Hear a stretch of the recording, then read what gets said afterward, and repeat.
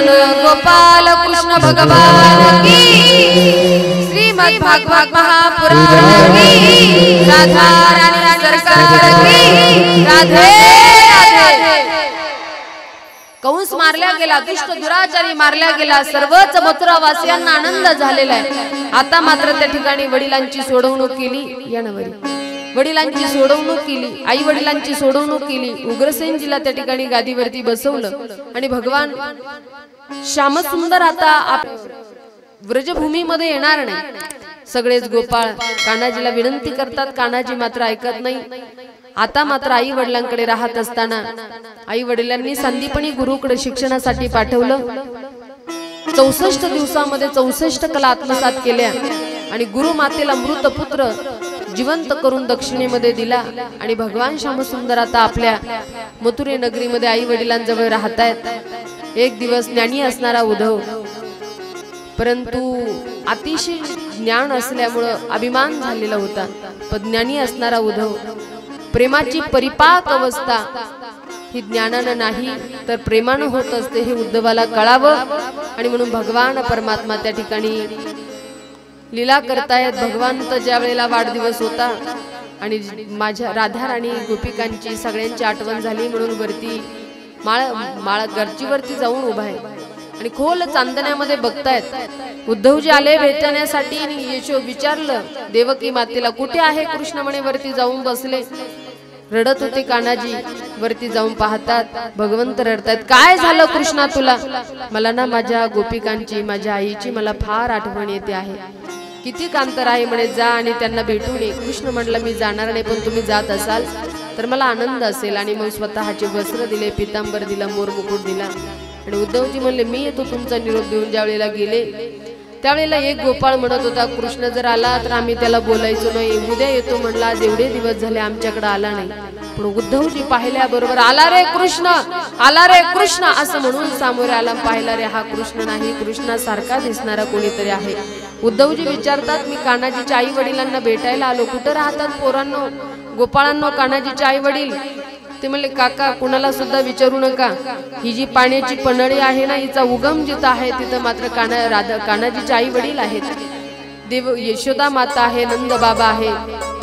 ज्या वेळेला उद्धवजी निघाले तर पन्हाळी जिथं उगम होते ना तिथं यशोदा महाराणी, बाकीचे नंद बाबा गवळणी त्या ठिकाणी बसलेले आहे आणि कान्हाजीच्या विरहामध्ये डोळ्यातून अश्रू येत आहेत आणि त्या अश्रूची पन्हाळी तयार झालेली होती। उद्धवाने हे पाहिलं, ज्ञानी असणारा उद्धव पण खंब्याला टेकलेली यशोदा माय आणि कृष्ण कृष्ण कृष्ण कृष्ण मुखानं जप चालू आहे आणि माझा कृष्ण त्या ठिकाणी आलाय असं तिला भासलं आणि जोरानं म्हणली कृष्ण।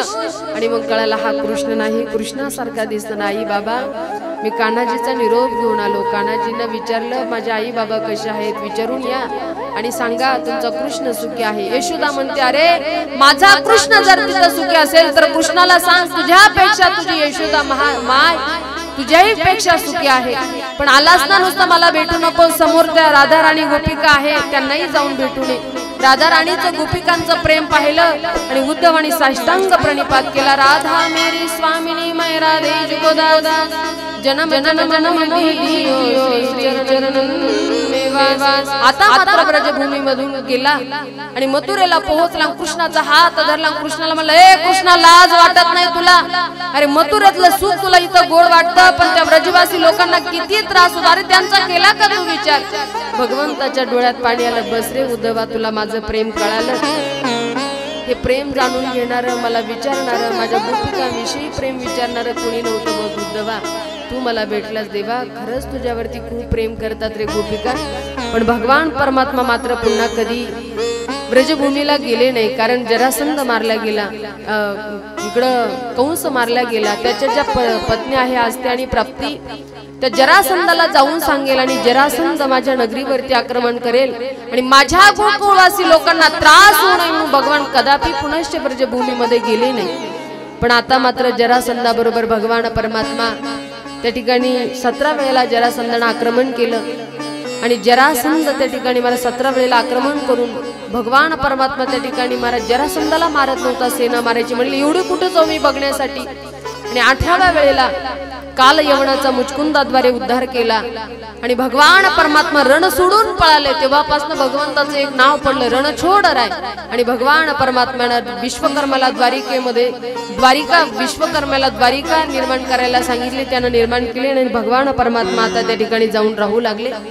आता सगळं काही कार्य झालं, लग्न झालं पाहिजे आणि माझ्यापेक्षा जो मोठा आधी त्याचं झालं पाहिजे आणि म्हणून बलरामजींचा विवाह त्या युगातली रेवत राजन त्यांची कन्या रेवती तिच्या बरोबर बलरामजींचा विवाह झाला।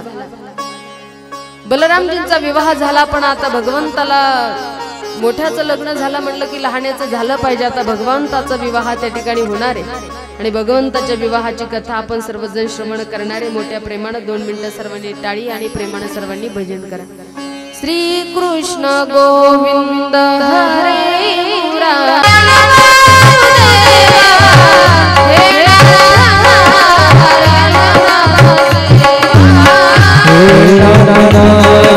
नारायण वासुदेव, हे नाथ नारायण वासुदेव।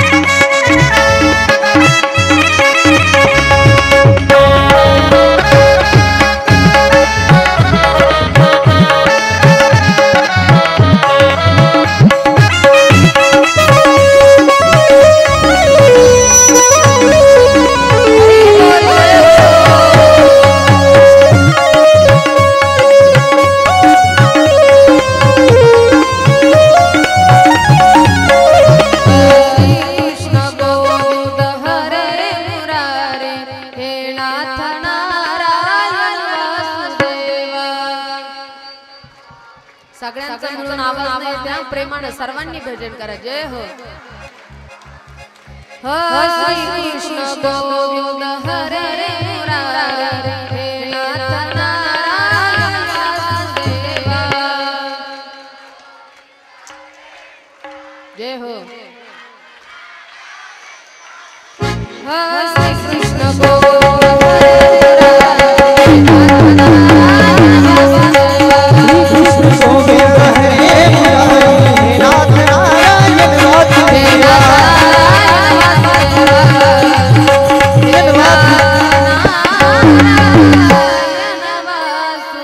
गोपाल कृष्ण भगवान की, श्रीमद् भागवत महापुराण की, राधा रानी सरकार की, राधे राधे।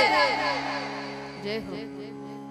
आता मात्र भगवान श्यामसुंदराच्या विवाहाची कथा आपण या ठिकाणी श्रवण करणार आहे। एक दिवस नारदजी कौंडण्यपूर क्षेत्रामध्ये गेले। भीष्मक राजाची कन्या रुक्मिणी आणि बालवयामध्ये तिने भगवान श्यामसुंदराचा महिमा, भगवंताचे त्या ठिकाणी गुणानुवाद ऐकलेले होते, त्यामुळे तिने बालवयातच ठरवलं होतं लग्न करील तर भगवान श्यामसुंदराबरोबरच करील। पण उपवर झाल्यानंतर बंधू राजांनी 5 तिचे भाऊ होते, रुक्मी रुक्मांगद अशी 5 बंधू होते ना, त्यांनी तिचं लग्न जे आहे शिशुपालाबरोबर ठरवलं। पण तिने सांगितलं श्रीकृष्ण नवरा नवरी मी, शिशुपाल नवरा नवरी मी त्याला वरणार नाही। पण बळजबरीनं लग्न ठरवलं आणि चित्रलेखा सुजया तिच्या ज्या मैत्रिणी होत्या ना, त्यांना त्या हिला नवरदेव पास नसल्यामुळे त्यांनी नवरदेवाची चेष्टा करायची ठरवली। तेव्हापासून चालत आलं बरं। नवरदेवाच्या कलवऱ्याला काय म्हणतात आपल्या इथं देवठाणमध्ये? काय कलवरा? हा कलवरा, बरोबर ना? इकडं बीड जिल्ह्यात गेले ना, तिकडं लांडगा म्हणतात, लांडगा। बेला बाबा आमच्याकडे लांडगे कोले केले ते लोक लग्न लय लावू द्यायचे, ठोकून काढतील। आणि इकडं जर केलं ना, तिकडं बीड जिल्ह्यात सोकाण्या म्हणतात, सोकाण्या, आणि इकडं नागपूरकडे लांडगा म्हणतात, लांडगा। मी असं सहज विचारलं काय म्हणतात ओ कलवऱ्यांना, ते म्हणे लांडगा, इकडं बीड जिल्ह्यात म्हणे सोकाण्या। मी आमच्याकडे नाही, आमच्याकडे कलवरा म्हणतात। परंतु ते कलवरे आले आणि त्यांना मुळात नवरदेवच रुक्मिणीला पसंत नव्हता आणि म्हणून त्यांनी बिना दाव्याच्या बाजीवरती चटई टाकली. चटई टाकल्यावर हे कलवरे शिशुपाल बसायला गेले की यांची पायवरी आणि डोके खाली झाले. तेव्हापासून ही चेष्टा करण्याची बुटं लपो, हे घेन ते घे, हे चालू झालं तेव्हापासून. पण ऐका, शिशुपालाबरोबर लग्न ठरलं, तिला पसंत नव्हता, पण तिनं त्या ठिकाणी मला सुदैव ब्राह्मणाजवळ भगवंताला एक चिठ्ठी पाठवली. श्रुत्वा गुणान मोहन सुंदर शृण्वतम ते निर्विश्य कर्ण विवरेन हरतुंग तापम. भगवंताला चिठ्ठी मिळाली, प्रभू माझा विवाह शिशुपालाबरोबर ठरला, पण तुमच्या बरोबर लग्न व्हावं अशी माझी मनातून इच्छा आहे. तुम्ही मला नेण्यासाठी येताल तेव्हा रुक्मिणी कुठे आहे असं तुम्हाला जर प्रश्न असेल तर गिरिजा मातेचे पूजन करणं ही आमची कुलवधूची परंपरा आहे आणि म्हणून गिरिजा मातेच्या मंदिरामध्ये मी प्रभूजी असणार आहे, त्यामुळे तिथं या आणि मला घेऊन जा. भगवंतानं रथ जुंपला आणि ज्या वेळेला भगवान परमात्मा कौंडण्यपूर्वक क्षेत्रामध्ये आले, सेवक त्या ठिकाणी बरोबर आहे, रुक्मिणीच्या मैत्रिणी बरोबर आहे, पण सेवकांनी महाराज ज्या वेळेला भगवंताला पाहिलं आणि पाहता पाहता म्हणतात, वा वा काय सुंदर रथ आहे. एक जण म्हणतो रे रथ काय पाहतो, रथामध्ये बसलेला पहा किती सुंदर आहे. एक जण म्हणतो नुसतं बसलेला का पाहतो, त्याचं चालणं पहा किती सुंदर आहे, स्वरूप किती सुंदर आहे, मोर मुकुट किती सुंदर आहे, पितांबर किती सुंदर आहे, चालतो किती सुंदर. असं म्हणता म्हणता भगवंत रुक्मिणी जवळ आले.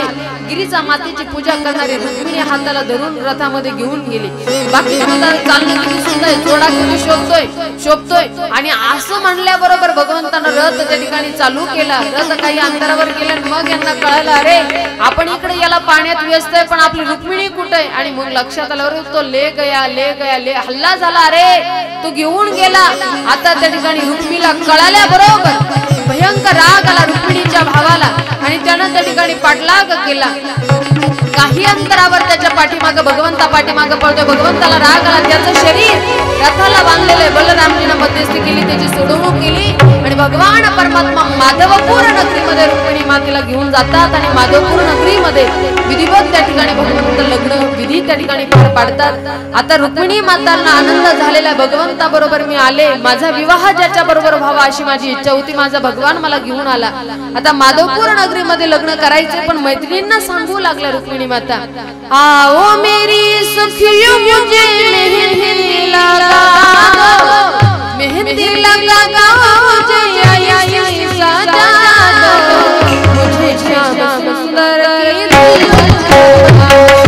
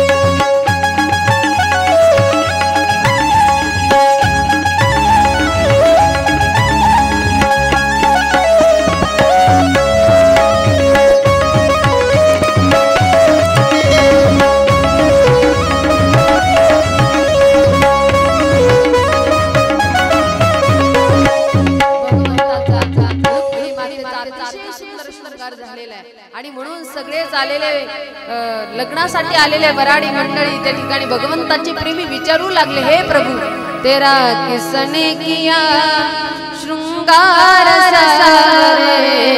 एकदा हे करा ना, जागा जागून घ्या मुलं, येता येते आता तर जागा करून घ्या. सरका सरका सरकून घ्या, इकडे सरकून घ्या सगळे. तेरा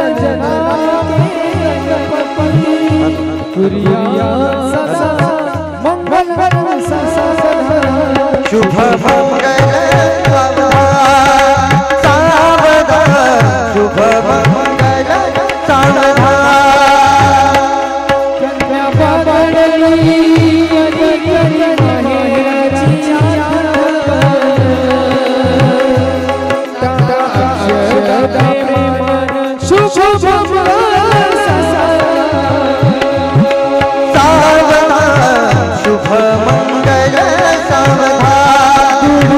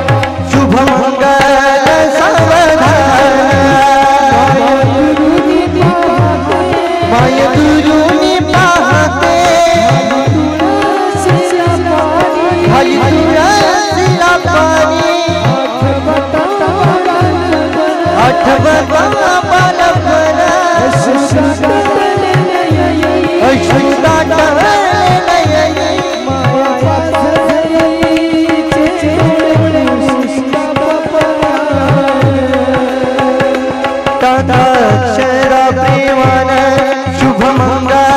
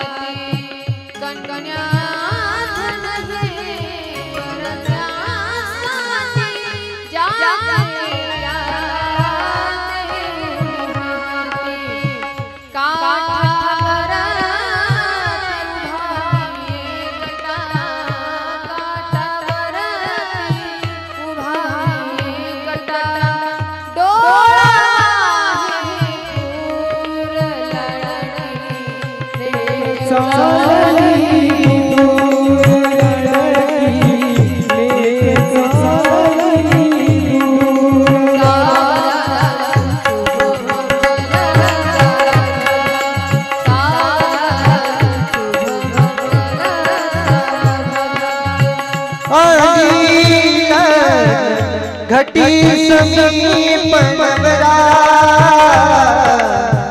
घेवो निरा वघरा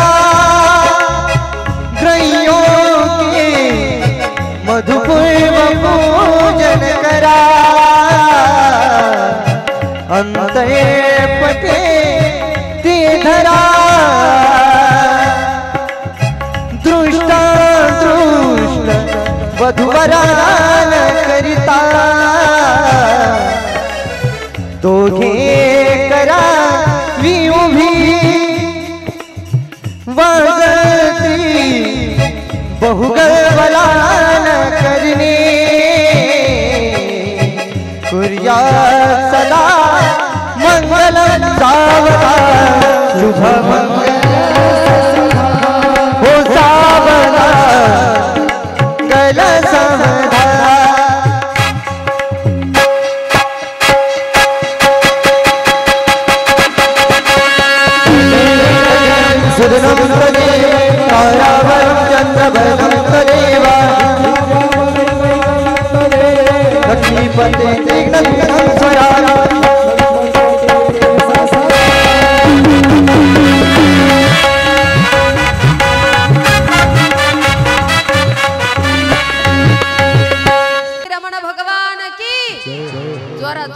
आनंद झालाय ना तुम्हाला? भगवंताचा विवाह आपल्या गावामध्ये देवठाण नगरीमध्ये संपन्न होतोय. प्रेमानं जोरा सर्वांनी कृष्ण रुक्मिणी रमण भगवान की.